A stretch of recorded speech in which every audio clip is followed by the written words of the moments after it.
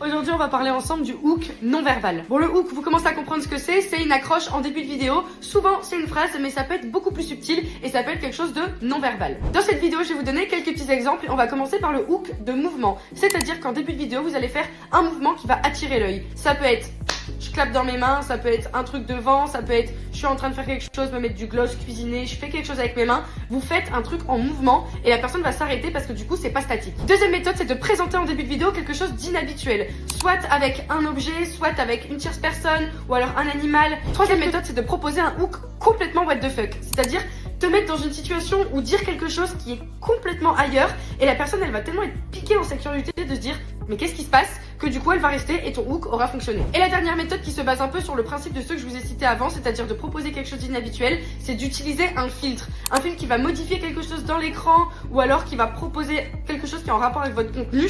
Ça va tout de suite attirer l'œil et le hook, encore une fois, il aura fonctionné. Maintenant que tu sais tout ça, tu n'as plus aucune excuse pour utiliser toujours les mêmes hooks.